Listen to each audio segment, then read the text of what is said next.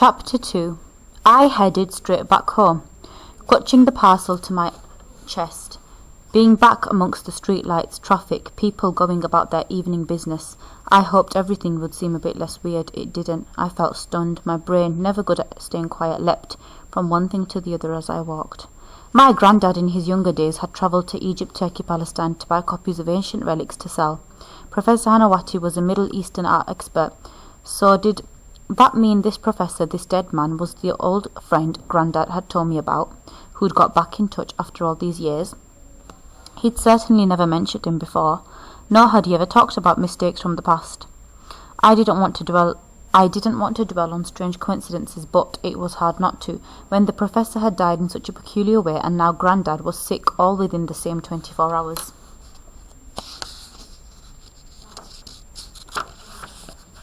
Back to ours. Mum still hadn't returned from the hospital.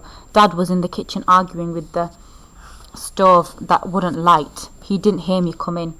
I went straight to my bedroom, which was really little more than a cupboard at the end of the hall. But it was mine, and it had a door on it that at times like this was good to shut behind you. Without taking off my coat, I sat on my bed to study the parcel closely. This was Grandad's package, not mine, I warned myself, but the urge to look inside was too strong. I opened it. Wrapped in the paper was a rough wooden box. It was about 6 inches tall and 3 inches deep, similar to the ones I'd seen Dad bring home at Christmas, with a bottle of port inside. At the top was a lid, the clasp and hinges rusty. Like it hadn't been opened for years, it opened now, though smooth as anything, almost, rather creepily, as if it was willing me to look inside. The box was full of musty-smelling straw. Digging my hand in, I could feel something cold and smooth. At first glance it looked like a metal jar or vase of some sort. I took it out, holding it to the light. My breath caught. It was, without doubt, the most incredible thing I'd ever seen. The jar had a stopper in its neck that wouldn't shift. It was fascinating, that stopper shaped like an animal's head, with the long pointy snout and stand-up ears of Anubis, the Egyptian god who guided souls to the underworld. I recognised it from pictures Grandad had showed me, and our many visits to the museums. The lid didn't want to come off, though. I tried pulling it, turning it. I even held the whole jar upside down and gave it a little shake. There were no signs that it was meant to open, no latch or clasp, yet it sounded hollow, and though I might have been imagining it, when I shook it, something moved inside. Now, I'd been in Grandad's shop enough to know a nice piece when I saw one, but this jar was seriously old-looking, and the things Grandad collected generally weren't. These were fakes, copies of lovely old things at affordable prices. You could buy them in the street in Egypt, apparently. This jar was a whole different league. It was covered all over in little pictures of animals and birds and squiggly lines, hieroglyphics. Though the jar was grimy with dirt, you could see it was made out of gold. To be honest, it was so beautiful it made me a bit afraid. The only place I'd ever seen things half as magnificent was in cabinets at the British Museum. I couldn't think why my Grandad had been sent something quite so extraordinary. Questions after question bubbled up in my head, and there was no Grandad there to answer them, which was mightily frustrating.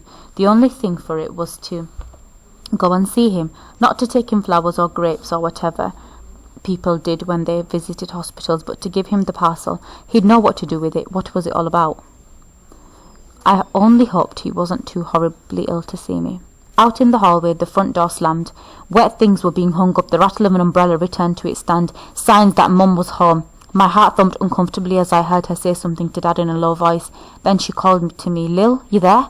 "Coming," I answered. Tucking the jar inside the box, I hid it under my covers, and though I was dreading it, went to hear the news from the hospital. What Mum told me was worrying, to say the least. Grandad had a consumption in his lungs. He had a fever too, and other strange symptoms that the doctors thought were malaria. Malaria? I didn't understand. How could you get malaria in North London? He got it years ago on his travels. A flare-up of an old illness, the doctor said, and what with his lungs. Mum started to cry quietly, miserably. It made me teary too. I hated it when she got upset. Mostly it was over much smaller things than this. The stuff a smile or a pat on the arm would make better. But this was serious and called for tea. I gave Mum hers with extra sugar, which usually did the trick when she was low. How will he ever pay for the hospital? Mum sighed, teacup in hand. Dad stared broodly at the fire. "We can hardly manage our own bills, love. Don't ask me to start helping your father now." Revived a bit, Mum then started fretting over me. "You're not to visit him, Lil, I'm warning you, he's infectious."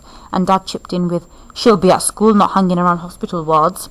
So I nodded and tried to look sensible, though my mind was already made up. I was going to see him tomorrow, and they couldn't stop me. I stayed tight-lipped about the strange business with the parcel too. Mum already had enough to worry about, and Dad, a stickler for doing things properly, would probably make me take it to the police. That night I couldn't sleep for toffee. Worrying about Grandad was bad enough, but I'd not counted on the jar disturbing me like it did. I'd left the box on my chair, but every time I nearly nodded off, my eyes would ping open and I'd find myself staring at it again. Eventually I put the light on. Then my mind started playing tricks. Was the parcel moving? What was that rustling of sound? Was the package unwrapping itself? It was stupid thinking like this, but in the end I only felt better once the parcel was out of sight under my bed.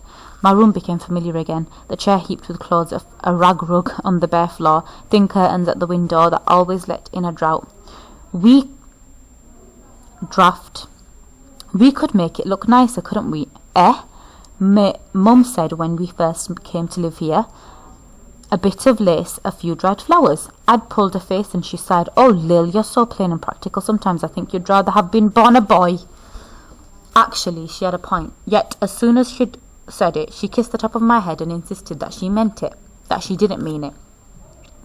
Even now, even the only decoration was on the wall above my bed, where I'd stuck a postcard Grandad bought me on our last trip to the British Museum. It was of the Rosetta Stone, the big grey slab covered in ancient writing that meant the rest of the world could translate hieroglyphics.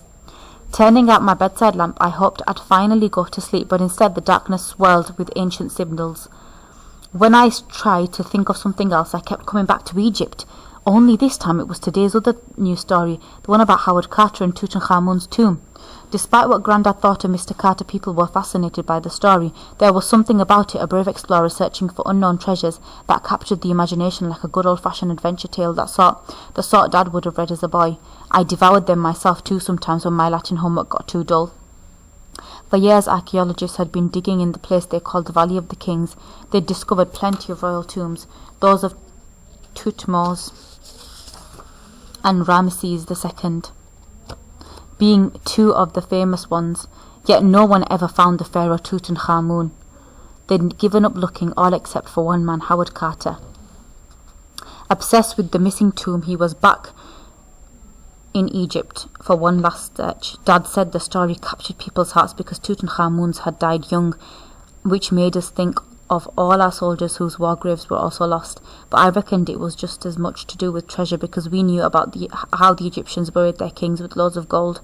It was a hopeful story too, in a way that the other one about human feet definitely wasn't. The worst news of all, though, was Grandad's. The business with his lungs I'd perhaps seen coming, but malaria, I didn't know you could get that once you had it. Funny how something from all those years ago had come back to make a trouble now.